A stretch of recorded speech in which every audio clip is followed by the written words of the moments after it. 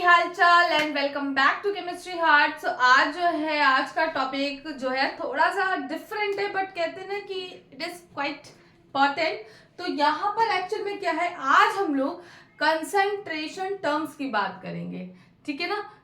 तो last class में हम लोगों ने जो भी कुछ जैसे कि हम लोगों ने क्या लिमिटिंग रिएजेंट के और एक्सेस रिएजेंट के बारे में बात की थी, वो कॉन्सेप्ट अलग है। अब यहाँ का जो कॉन्सेप्ट है ये बिल्कुल अलग आ रहा है, क्योंकि यहाँ पर हम लोग बात करेंगे कंसंट्रेशन टर्म्स की। बेसिकली अगर मैं नॉर्मल वे में बोलूँ तो आप लोगों ने नींबू चीनी पानी सबने पिया है, ठीक है ना। नींबू का शरबत पिया है ना सबने। सो बेसिकली क्या है, नींबू पानी के शरबत में हम लोग नींबू लेते हैं, चीनी लेते हैं, पानी लेते हैं, और कभी कभी बहुत लोग नमक, काला नमक भी डाल के पीते हैं, तो फिर शरबत बनता है, ठीक है। अब लेकिन अगर मैं पूछूं what is the term of the solution, तो क्या होगा, सॉल्यूशन क्या होता है, तो आज इसके बारे में बात करेंगे। और उसी से रिलेटेड हम कुछ और टर्म्स के बारे में बात करेंगे कि वो एक्चुअल में यूज क्यों किए जाते हैं, ठीक है ना। तो चलिए आगे की बात यहाँ पे करते हैं। सो पहली चीज, व्हाट इज द सॉल्यूशन। अगर सॉल्यूशन की बात करें तो याद रखिएगा, अ होमोजीनियस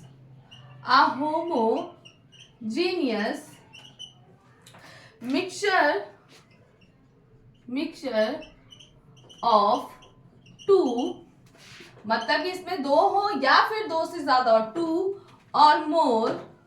अब इस होमोजेनियस मिक्सचर में क्या होगा, मोर कंपोनेंट्स अगर हो, ठीक है ना, टू और more components, it means mixture तभी बनेगा। मिक्सचर का मतलब क्या है, दो चीज, मतलब कोई चीज तभी तो मिलेगी कि उसमें मिनिमम से मिनिमम दो चीजें तो हो, तभी तो हम किसी चीज को मिक्स करेंगे, ठीक है ना। यानी कि अगर हिंदी में बोले तो मिश्रण बोल सकते हैं ना, मिक्सचर का मतलब मिश्रण। तो इसका मतलब है कि होमोजीनियस का मतलब सिंपल वे में अगर बोला जाए, सो होमोजीनियस का मतलब जो एक जैसे होते हैं, होमोजीनियस ऐसे टू और टू मोर कंपोनेंट्स का जब होमोजीनियस मिक्सचर लेते हैं देन सोल्यूशन हमारा फॉर्म होता है, ठीक है। बहुत ही सिंपल है। अब होमोजीनियस का मतलब क्या है, होमोजीनियस मीन्स यहाँ पे यूनिफॉर्म डिस्ट्रीब्यूशन की बात कर रहे हैं, यानी कि यूनिफॉर्म होगा।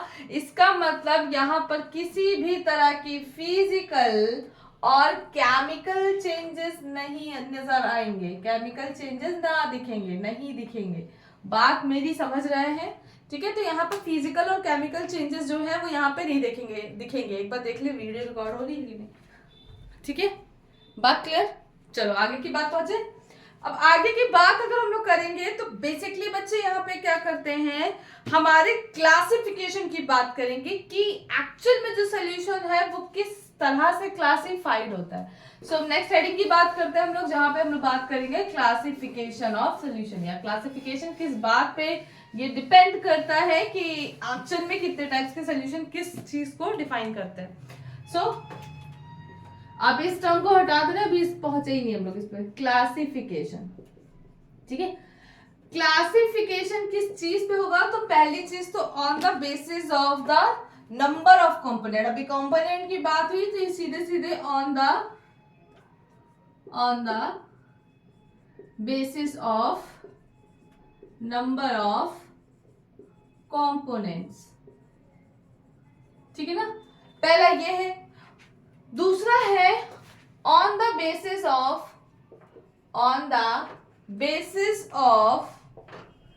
phases of substances before mixing। देखिए बातों की गहराइयों को समझिएगा, बहुत इंपॉर्टेंट बात बताने जा रहे हैं। पहला क्या है, नंबर ऑफ कंपोनेंट्स पे डिपेंड करेगा कि नंबर ऑफ कंपोनेंट्स कौन कौन से हैं, कैसे हैं, कितने यूज हुए, उसके अकॉर्डिंग हम लोग जो है डिसाइड करते हैं।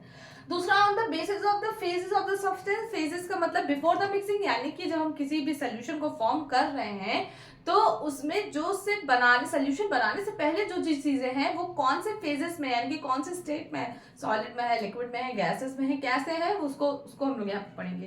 तो अब जैसे सब सिंपल सी बात है, यहाँ पे अगर आए तो ऐसा मान लो है, सिंपल सी बात है, हम लोग ने क्या किया, शुगर लिया, मतलब नींबू पानी बनाया या चीनी का पानी बनाया, नींबू और वाटर लिया, ठीक है ना। तब हमारा क्या चीनी वाला सोल्यूशन बना, ठीक है, चीनी पानी का सोल्यूशन बना। सो बेसिकली यहाँ पे शुगर क्या है हमारा सॉलिड में है और वाटर हमारा लिक्विड में। तो याद रखना जब भी ये लिक्विड में होगा तो यानी कि यहाँ पे लिक्विड फॉर्म होगा। अब ये कैसे होता है इसकी भी हम चीज बता रहे हैं। याद रखना मतलब यहाँ पे सॉलिड है लिक्विड है तो ये लिक्विड स्टेट में बन जाएगा, ठीक है। अब कंपोनेंट्स की बात करते हैं तो classification on the basis of the components क्या होते हैं वो ध्यान से सुनिएगा। मिनिमम तो एटलीस्ट 2 कंपोनेंट तो चाहिए ही चाहिए, यानी हाँ हमें 2 कंपोनेंट, भाई मिक्सिंग का मतलब मिनिमम में 2 तो रिक्वायरमेंट होनी ही होनी है। सो अगर 2 कंपोनेंट होंगे तो इसको बोलते हैं, अगर नंबर ऑफ कंपोनेंट, नंबर तो ऐसे बनाता है नंबर ऑफ कंपोनेंट, ठीक है, नंबर ऑफ कंपोनेंट। अब इस सोल्यूशन का नाम, सबके अलग अलग सोल्यूशन के नाम होते हैं, ठीक है। तो अगर नंबर ऑफ कंपोनेंट 2 होंगे तो इसको बोलते हैं बाइनरी। कंप्यूटर में पढ़ा होगा बाइनरी, बाइनरी का मतलब 2, ठीक है। अगर 3 होंगे तो इसको बोलेंगे टर्नरी, क्या बोलेंगे टर्नरी, ठीक है। और अगर 4 होंगे तो इसको बोलेंगे क्वाटरनरी, क्वाटरनरी, ठीक है ना। तो इस तरह से ये डिसाइड होता है। अब बात ये करते हैं कि ज्यादा इंपॉर्टेंट कौन सा है। तो याद रखिएगा हम लोग को बेसिकली बाइनरी वाला पढ़ना है, यही वन ऑफ द मोस्ट है जो कि हमें इसके बारे में डिस्कस करना है। तो यहाँ से स्क्रीनशॉट ले लीजिए। ओके हो गया, आगे बढ़े, आगे बढ़े, चलिए।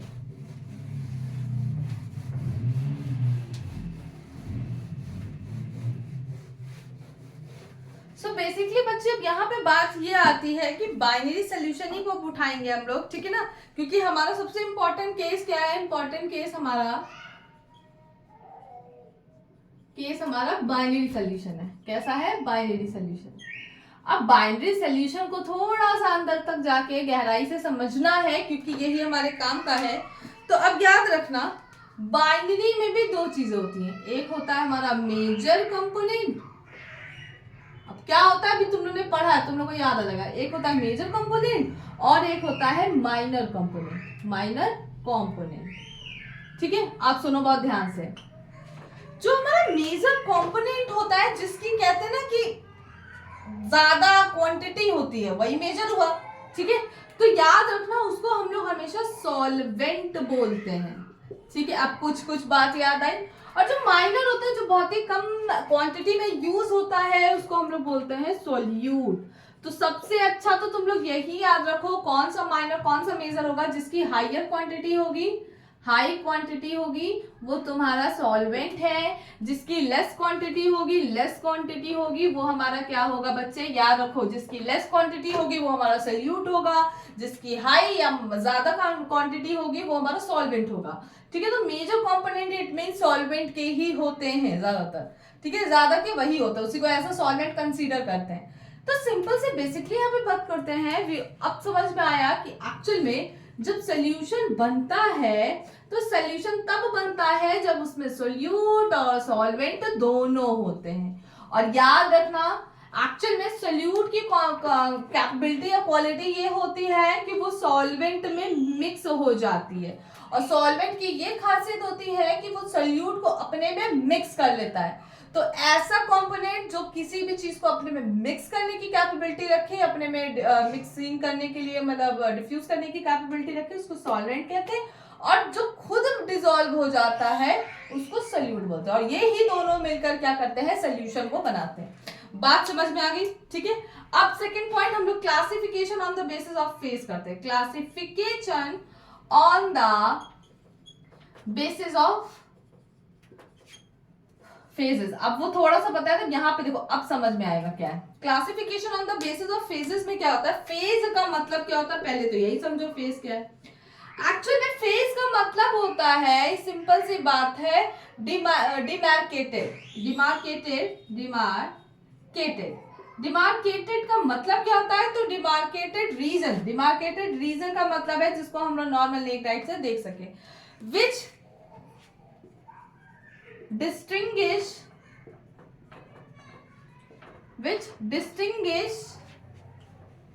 by naked eye, यानी कि फेजेस का मतलब जिसको हम पहचान सके अपनी नॉर्मल आई से, नेक्ड आई से, ठीक है।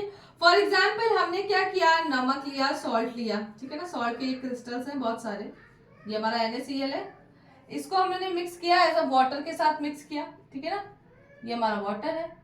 अब जैसे ही दोनों मिक्स हुआ तो यहाँ पर हमारा NaCl का सोल्यूशन बन गया, NaCl का क्या हो गया, सोल्यूशन बन गया। तो बेसिकली क्या है, अगर यहाँ पे बहुत ध्यान से देखोगे तो ये हमारा सॉलिड है और ये हमारा लिक्विड है। और याद रखना वाटर एज अ सॉल्वेंट की तरह यूज हो रहा है, क्योंकि वो नमक को यानी कि सॉल्ट को अपने में मिक्स करने की कैपेबिलिटी रखता है, अपने में घोलने की। तो वाटर इट मींस यहाँ पे एज अ सॉल्वेंट की तरह यूज करता है। और याद रखना बच्चे, ज्यादातर केसेस में क्या, वाटर की अगर बात करें तो water is a universal solvent. Water कैसा होता है, यूनिवर्सल सॉल्वेंट होता है। यूनिवर्सल सॉल्वेंट इसलिए बोलते हैं क्योंकि ये अपने में ज्यादा से ज्यादा केमिकल्स को, ज्यादा से ज्यादा चीजों को अपने में मिक्स करने की, अपने घोलने की कैपेबिलिटी रखता है, ठीक है ना। सो इस वजह से यहाँ पर याद रखना फेजेस का मतलब सॉल्वेंट जिस भी फेज में होता है, एक ट्रिक बता रही हूँ, सॉल्वेंट जिस भी फेज में होता है, सॉल्यूट चाहे जिस भी फेज में हो, डजंट मैटर, सॉल्वेंट जिस भी फेज में होता है हमें सोल्यूशन उसी फेज का मिलता है। सबसे आसान बात बता रही हूँ, जैसे यहाँ पर अगर आपने देखा तो सॉल्वेंट आपको वाटर मतलब लिक्विड स्टेट में मिला था, है ना, और ये सॉलिड था। तो सॉलिड ऑलिड से जैसा और डजंट मैटर, सॉल्वेंट जिस फेज में होगा, खुद सोचो कि वो अपने में मिक्स कर रहा है तो इसका मतलब सोल्यूशन भी वो अपने जैसा बनाएगा। बहुत सिंपल सी बात है, मैं तुमको अपने में ढाल रही हूँ तो मेरा नेचर ही तो उसमें शो होगा, because I am most powerful person. So मैं तुमको क्या करूंगी, नीचे दबा दूंगी ना, तो एक्चुअल में नेचर मेरा ही तो फाइनली रिजल्ट में मेरा ही तो शो होगा। बात समझ रहे हो ना। तो यही चीज यहाँ पे भी है।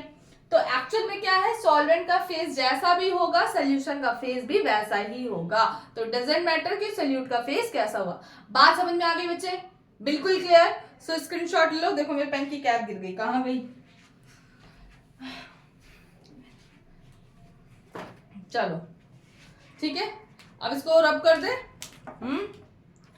ठीक है, तो वाटर याद रखना इस बात को कि water considered as a universal solvent, ये बहुत ही इंपॉर्टेंट बात है, ठीक है ना। आगे पहुंचते हैं, चलो।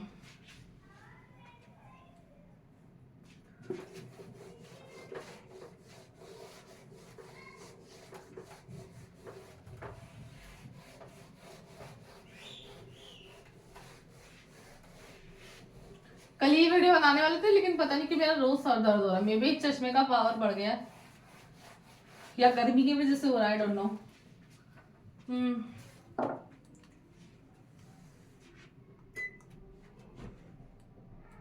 चलो अब बात करते हैं स्ट्रेंथ ऑफ सॉल्यूशन।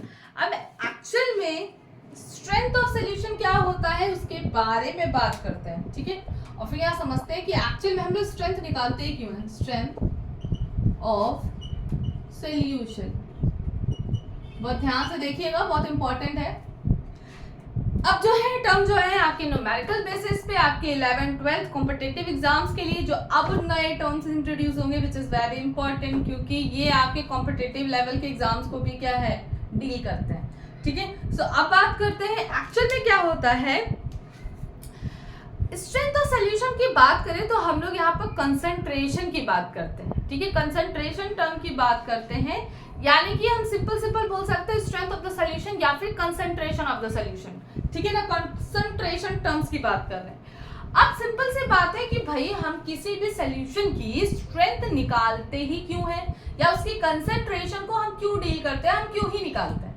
तो एक्चुअल में बच्चे सिंपल सी बात है, आपने चाय बनाई, ठीक है, आपने चाय बनाई तो आप किसकी क्वांटिटी पूछते हो किसी से, यही तो पूछते हो कि मम्मी चाय पत्ती कितनी डालनी है, चीनी कितनी डालती है, पानी की स्ट्रेंथ तो कभी नहीं पूछते कि पानी कितना डालना है। तो बेसिकली यहाँ पे भी वही बात हो रही है कि पानी जो है उस चाय में एज अ सॉल्वेंट की तरह यूज हो रहा है, बट नंबर ऑफ सोल्यूट कितने डाले हैं, किस क्वांटिटी में डाले, यही तो मैटर होता है।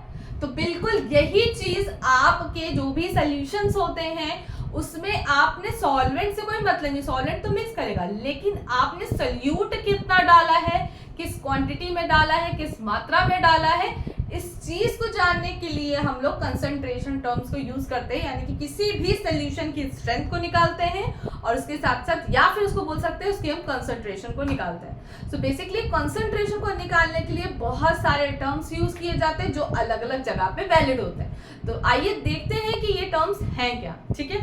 तो पहली चीज यानी कि लोगों को किस में इंटरेस्ट आया, सॉल्वेंट में नहीं सल्यूट में इंटरेस्ट आया, और सल्यूट में इंटरेस्ट को समझने के लिए ही कंसंट्रेशन टर्म्स को लगाया जाता है। बात क्लियर हो गई, समझ में आ गया? ओके, सो अब आगे बात करते हैं कि what is the strength of the solution. तो इसकी डेफिनेशन लिख लो, बहुत जरूरी है, ठीक है। the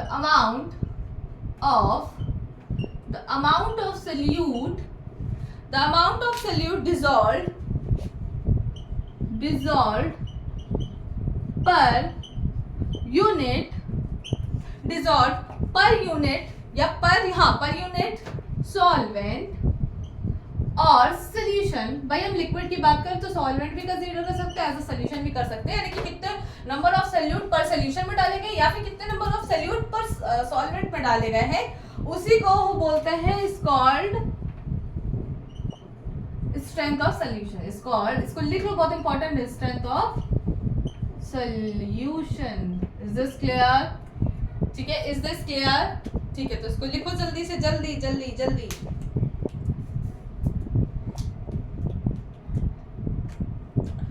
या दूसरे तरीके से हम बोल सकते हैं कि क्या इसका मतलब हो सकता है, इसका मतलब ये भी हो सकता है how much solute added per unit solvent या फिर सोल्यूशन, यानी कि कितने नंबर ऑफ कितना हम लोग सोल्यूट डाल रहे हैं किसी सॉल्वेंट में पर यूनिट, उसके पर यूनिट वॉल्यूम में, ठीक है ना, एक यूनिट वॉल्यूम में, उसी को हम लोग कहते हैं। तो यानी कि बेसिकली यहाँ पे कंसंट्रेशन टर्म्स की बात करते हैं। तो अब बात करते हैं finally the concentration terms. So what is the concentration terms और हम लोग क्या क्या पढ़ेंगे, और यही बच्चे आपके बोर्ड एग्जाम, आपके 12th के लिए बहुत ज्यादा इंपॉर्टेंट है, आपके 11th के लिए बहुत ज्यादा इंपॉर्टेंट है, आपके बीएससी एमएससी सीबीएसई जो भी करोगे सब करोगे ना, तो सारी चीजों के लिए इंपॉर्टेंट है। और सीबीएसई बोर्ड की एक खासियत ये भी है कि क्वेश्चन ज्यादा पूछे जाते हैं इससे ना, यूपी बोर्ड सीबीएसई बोर्ड की, आईसीएसई बोर्ड में भी पूछे जाते हैं, but as compare to ICSE CBSE में ज्यादा क्वेश्चन इसके आते हैं, ठीक है। आगे की बात यहाँ पे ये करते हैं कि कॉम्पिटिटिव लेवल के एग्जाम में बहुत सब लोग कहते हैं अरे मैम ये फिजिकल केमिस्ट्री है, इसके तो न्यूमेरिकल समझ भी नहीं आते। तो याद रखना कि आपका चाहे नीट हो चाहे आईआईटी हो या कोई भी एंट्रेंस का एग्जाम हो, जैम आईआईटी जैम जो होता है, तो उसके लिए भी काफी हेल्पफुल रहेंगे, ठीक है। तो चलिए आगे की बात करते हैं। कौन कौन से टर्म्स होते हैं पहले उसको पे बात कर लेते हैं। सबसे पहले हम लोग पढ़ेंगे मोलैरिटी, ठीक है, इसको कैपिटल एम से शो करते हैं, ठीक है। पहले हम लोग क्या पढ़ेंगे, मोलैरिटी। सेकेंड टर्म्स हम इसको यहाँ पर पढ़ेंगे मोल फ्रैक्शन, इंपॉर्टेंट है ये दोनों बहुत ज्यादा, मोल फ्रैक्शन जिसको हम लोग एक्स से डिनोट करते हैं, ठीक है। तीसरा हम लोग यहाँ पर पढ़ेंगे मास परसेंट, क्या पढ़ेंगे, मास परसेंट, ठीक है ना, क्या पढ़ेंगे, मास परसेंट। तो भाई सिंपल सी बात है, वेट अपॉन वेट का परसेंटेज होगा। नेक्स्ट है mass by volume percent, mass by volume percent, ठीक है। मास बाय वॉल्यूम परसेंट का मतलब ये तुम्हारा क्या, वेट अपॉन वॉल्यूम परसेंट निकलेगा इसी का, ठीक है ना। वॉल्यूम बाय वॉल्यूम परसेंट फिर क्या होगा, वॉल्यूम यानी कि सब कुछ लिक्विड में होगा, वॉल्यूम बाय वॉल्यूम परसेंट यानी कि v अपॉन v परसेंट। अब ये मत कहना v से v कैंसिल हो गया, तो नहीं भाई, अभी आगे बताएंगे, ठीक है। वॉल्यूम परसेंटेज के बाद हम लोग बात करेंगे ग्राम पर लीटर की, ग्राम पर लीटर। अब ग्राम पर लीटर क्या होता है, तो ग्राम पर लीटर को हम लोग जनरली ऐसे शो कर देंगे। Now seventh is important, very very important, which is known as normality, and normality is denoted by the capital N. बहुत इंपॉर्टेंट है इक्विवेलेंट वेट, यहाँ पे एक नया टर्म सीखोगे इक्विवेलेंट वेट वाला, ठीक है ना। And the last one is molality, molality का भाई है मोलैलिटी, तो दोनों में कंफ्यूज मत होना, मोलैलिटी अलग टर्म होता है और मोलैरिटी अलग टर्म होता है, इसको स्मॉल एन से शो करते हैं। The difference between molarity and molality बहुत ही अलग कहानी है। यहाँ पर सोल्यूशन को लेते हैं, यहाँ पे पर सॉल्वेंट को लेते हैं, क्या है ये पर और क्या है ये, सारी चीज बताएंगे, वो भी 100 ग्राम में। तो ये मोलैलिटी होता है, ये मोलैरिटी होता है, इसको कैपिटल एम से शो करते हैं, नीचे वाले को स्मॉल एम से शो करते हैं। तो चलिए अब टाइम को बिना बर्बाद करते हुए हम लोग चलते हैं पहली जंग की ओर, यानी कि हम लोग पढ़ेंगे पहला मोलैरिटी, ठीक है। बिल्कुल ना समझ में आया तो बच्चे कमेंट बॉक्स में बता देना, ठीक है। वो कहाँ गया, रब करने वाला, चलो कोई बात नहीं, इसी से साफ कर। तो चलिए देखते हैं, तो डालिए फटाफट से फर्स्ट टॉपिक, वोलैरिटी।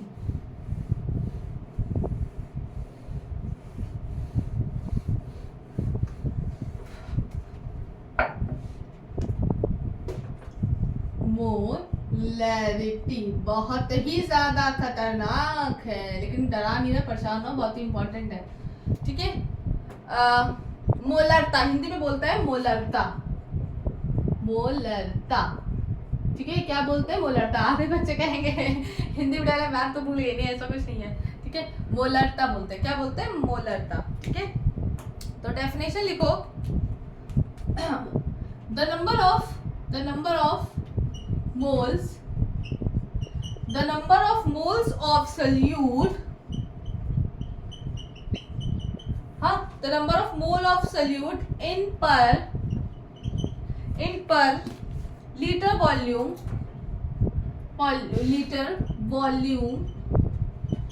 of solution। देखो यही है डिफरेंस, यहाँ पर सोल्यूशन की बात करेंगे, मोलैरिटी में हम लोग सॉल्वेंट की बात करते हैं, यही सबसे बड़ा डिफरेंस है, ठीक है ना। वहां पे कुछ चीजें थोड़ी सी और अलग हो जाती हैं, तो ये याद रखना मेन चीज, ठीक है। So the number of moles of solute in per litre volume of the solution, यानी कि किसी भी पर लीटर वॉल्यूम सोल्यूशन में कितने number of moles of solute डाले गए, क्योंकि हमने बात की थी कंसंट्रेशन टर्म की, जब बात करते हैं तो हम लोग मोल्स में काउंट करते हैं, किसी के में क्वांटिटी निकालनी होती है तो मोल्स टर्म्स में हम लोग बात करते हैं, क्योंकि बहुत कम होता है ना। तो अब यहाँ पे मोल्स की बात करेंगे, ठीक है। So it is represented by the capital M, ठीक है, बहुत ही सिंपल है, बहुत ही सिंपल है, तो ये टर्म बहुत इंपॉर्टेंट है यहाँ पे, ठीक है ना, ठीक है। अब हिंदी में सुन लो, सॉल्यूट का मतलब विलय, सॉल्वेंट का मतलब विलायक, और सोल्यूशन का मतलब विलय। सो क्या हिंदी में क्या बोलेंगे? नंबर ऑफ, विलय के मोलों की संख्या प्रति लीटर विलियन में, प्रति लीटर विलियन में जो होती है उसी को हम लोग कहते हैं मोलैरिटी, ठीक है। चलो अब आगे की बात करते हैं फॉर्मूले की, तो m is equals to number of moles of solute upon number of moles of solute volume of solution per liter, ठीक है ना, इन लीटर। अब सिंपल सी बात है भाई, इसको हम लोग नॉर्मलिटी मोल से तो n सोल्यूट n से ही करते ना डिनोट, और ये क्या है तुम्हारा वॉल्यूम है, तो वॉल्यूम को हम लोग v से करते हैं लीटर में, और ये किसका है? सोल्यूशन, ठीक है। अब बहुत ध्यान सुनो, वी ऑलरेडी नो, अभी लास्ट हम लोग क्लासेस में पढ़ सके हैं कि नॉर्मल मतलब कि नंबर ऑफ मोल्स को हम लोग वेट अपॉन मॉलिक्यूलर मास से या मॉलिक्यूलर वेट से निकाल सकते, तो यही पुट करो। नया फॉर्मूला क्या बनेगा? Molarity is equals to weight upon molecular mass into volume of in litre, ये फॉर्मूला बना। अब इसका डेफिनेशन क्या होगा वो ध्यान से सुनिएगा, इसका डेफिनेशन ये होगा, द वेट ऑफ सोल्यूशन,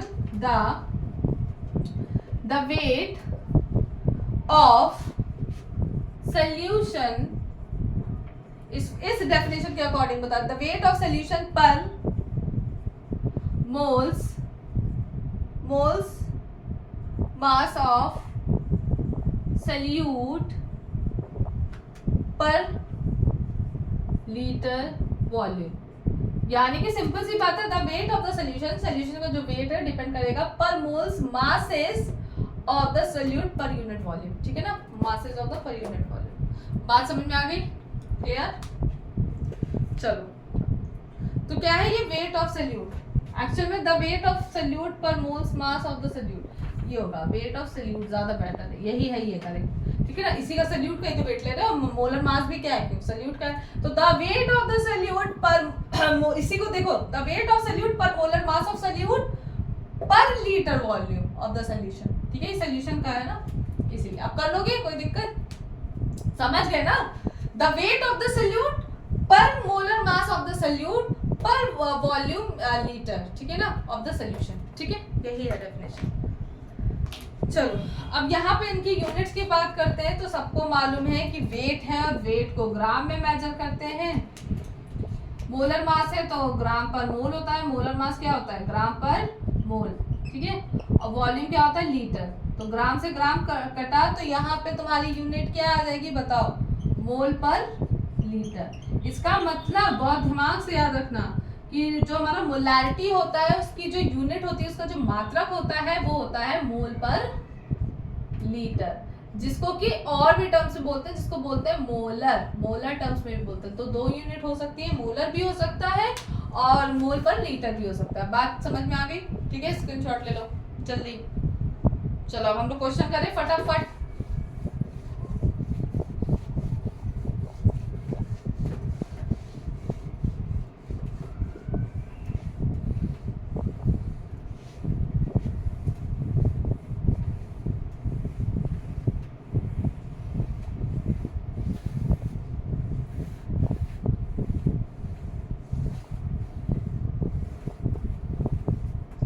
चलो आगे की बात करते हैं। अब जो क्वेश्चन है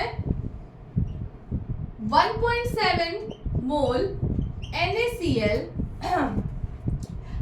एक्वा सोल्यूशन। तो हमें फाइंड करना है इसकी कंसंट्रेशन को। पहली बात तो एक्वा सोल्यूशन की बात करी है, इसका मतलब जो सोल्यूशन का वॉल्यूम है वो 1 लीटर हम लोग कंसीडर कर लेंगे अपने आप। सोल्यूशन का वॉल्यूम क्या है उसको हम लोग स्टैंडर्ड फॉर्म में 1 लीटर कंसीडर कर लेंगे, ठीक है। तो अब बहुत ही सिंपल है, मोल ऑफ सोल्यूट कितना होगा, इसका मतलब सिंपल सी बात है, मोल ऑफ सोल्यूट कितना होगा 1.7। बहुत ही सिंपल भाई मोल्स है, ठीक है। अब ये क्या है, नंबर ऑफ मोल्स है, मोलैरिटी दे दी हुई है, तो इसका मतलब आपको पता है वॉल्यूम पर लीटर यानी कि मोल्स अपॉन पर लीटर होता है ना, तो 1.7 ही से कंसीडर कर लेंगे, ठीक है ना। बात समझ रहे हो ना भाई। अभी तो फॉर्मूला निकाला कि क्या होता है moles, number of moles upon volume, तो यही होता है। अब ये आपके बराबर हो जाएगा इसके, ठीक है ना। कैसे, number of moles per volume और ये 1.7 है मोलैरिटी। अब इसको मल्टीप्लाई करोगे 1 से, ये 1 है ना हमारा, तो ये क्या है 1.7 यानी कि नंबर ऑफ मोल्स हमारा यही तो आ रहा है 1.7। बात समझ रहे हो ना, कोई कंफ्यूज आना नहीं फालतू का, ठीक है ना। चलो आखिरी क्वेश्चन करते हैं और फिर इसको समझ के खत्म करते हैं, ठीक है। क्वेश्चन है यूनिट ऑफ मोलैरिटीज पूछा, ये कॉम्पिटिटिव लेवल का, ये नीट लेवल का क्वेश्चन है, ठीक है ना। मोलैरिटी ऑफ क्या, यूनिट ऑफ मोलैरिटीज, ये सही है, यूनिट ऑफ मोलैरिटीज। अब देखो 4 ऑप्शन दिए हैं, देखते हैं कितने लोग सही बता पाएंगे, ठीक है। कितने लोग सही बता पाएंगे। पहला ऑप्शन है मोल लीटर, ठीक है। दूसरा ऑप्शन है मोल पर मीटर क्यूब। तीसरा है mole per centimetre cube. And the last one is fourth mole per decimetre cube. अब सुनो इसमें क्या है, इसमें कौन सा क्वेश्चन सही होगा, पहली चीज कौन सा आंसर सही होगा। पहला तो गलत है क्योंकि मोल पर लीटर होता है, तो ये तो रॉन्ग हो गया सीधे सीधे। अब यहाँ पे बात करेंगे मोल पर लीटर, तो मैम दिया ही नहीं, तो यहाँ कंसंट्रेशन मीटर सेंटीमीटर डेसीमीटर के क्यूब में है। अब ये कौन सा सही है, क्योंकि क्यूब लगा तो इसका मतलब है ना वॉल्यूम ही है। अब यहाँ पे बात करते हैं कि कौन सा सही है।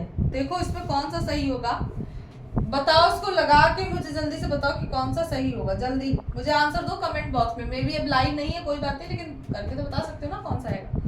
कितने लोगों ने इसको ट्राई किया था, कमेंट बॉक्स में बताना मेरे को, मतलब पॉज करके इसमें किसने इसको स्टार्ट किया था, ठीक है ना। बताना वीडियो को पॉज करके किसने स्टार्ट किया था इसको मुझे बताना, ठीक है। अब चलो यहाँ पे देखते हैं 1 लीटर में हम सबको मालूम है कि 1000 ml होता है, 1 लीटर में 1000 ml होता है, बहुत ही सिंपल। और अगर बात करें एक या फिर 1 मिलीलीटर में कितने लीटर होते हैं, 1 मिलीलीटर में कितने सेंटीमीटर क्यूब होते हैं, ठीक है ना। कितने सेंटीमीटर क्यूब्स होते हैं, यानी कि 1 सेंटीमीटर को 1 cc 1 सेंटीमीटर क्यूब, ठीक है। अब ये क्या है सुनो, 1000 ml में क्या होता है, याद रखना 1000 सेंटीमीटर क्यूब होता है, ठीक है। अब 1000 तो ठीक है, सेंटीमीटर को सब जानते हो, मीटर में अगर चेंज करना होता है तो 10 की पावर -2 से मल्टीप्लाई करेंगे और इंटू 3। भाई समझ रहे हो ना, यानी कि ये टर्म हमारा क्या हो जाएगा, मीटर क्यूब में हो जाएगा। भाई सिंपल सी बात है ना, हमें सेंटीमीटर में करना है तो हमने ये चीज करी। अब अगर इसको सॉल्व करोगे तो 10 की पावर +3 है, ये हो जाएगा 3 2 6, यानी कि ये 10 की पावर -6 हो जाएगा और ये मीटर क्यूब है। अब इसको ध्यान से करोगे तो ये हमारा है 10 की पावर -3 मीटर क्यूब आ रहा है। बताओ बहुत ध्यान से बताओ, 10 की पावर -3 आ रहा है, 10 की पावर -3 आ रहा है 1 लीटर में। बताओ 10 की पावर -3 आ रहा है। अब अगर बहुत ध्यान से देखोगे, बहुत ही ध्यान से, तो इसको हम लोग ऐसे भी लिख सकते हैं 1/1000 मीटर क्यूब। बताओ 1000 मीटर क्यूब लिख सकते हैं। बताओ बताओ बताओ, ठीक है। अब यहाँ पे अगर बहुत ध्यान से देखोगे तो इसको अगर ऐसे कर दिया और ये 10 की पावर -2 है, ठीक है, ये क्या है 10 की पावर -2 है। अब यहाँ पे देखोगे तो 10 की पावर -3 और ये मीटर क्यूब, एक्चुअल में ये जो टर्म होता है 10 की पावर -1, ये 1 डेसीमीटर के बराबर होता है। अब यहाँ पे 3 है तो ये बन जाएगा पूरा क्या हो जाएगा, डेसीमीटर क्यूब। 3 है ना, तो यही आंसर क्या हमारा करेक्ट होगा।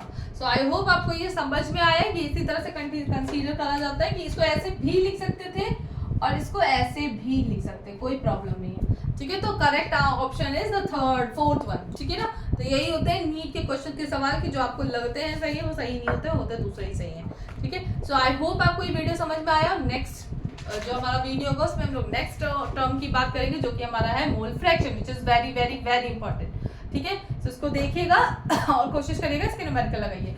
कंफ्यूजन होगा तो बिल्कुल पूछिएगा। तब तक के लिए गुड नाइट, जय हिंद।